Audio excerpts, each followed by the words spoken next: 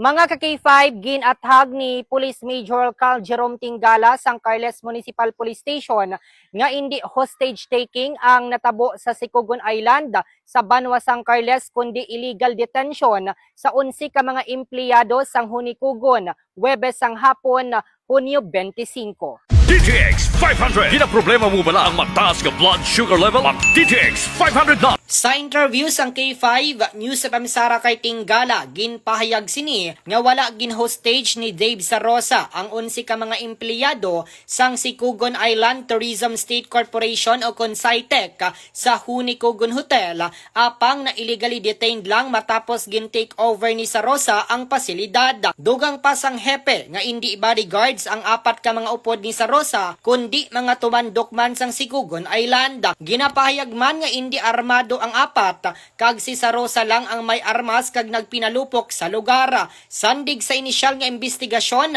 sakay si Sarosa sa motorbangka gikan sa Negros kag nag-abot sa Sicogon Huwebes sang hapon Hunyo 25. Bangod sa kakulba kag kahadlok, wala nakagwa ang mga empleyado nga ginakabugosan sang duwa ka babayi kag siyam ka lalaki sa pasilidad bangod nagpanago na sila sa mga kwarto. Mga alas 9 sang gabi gintinguan sang kapulisan nga manegosyar si Sarosa apang wala nangin madinalagon. Mga alas 12 sang kagahon Hunyo 26, una nga na-pull out ang apat ka mga empleyado samtang alas 12:30 naman sang kagahon sang nakuha man ang 7 ka iban pa. Alas 7 sang aga Biyernes sang natigayon nga maaresto si Sarosa sang matawhay matapos nangin kampante ini kag wala na sang armas nga dala. Ginathagman ni Tingala nga wala sang pagbayluhanay sang lupok sa tunga nila apang may pila ka mga pumuluyo nga nagabantay sa isla ang ginpangkuwaan sini sa mga cellphone kag iban pa nga gamit.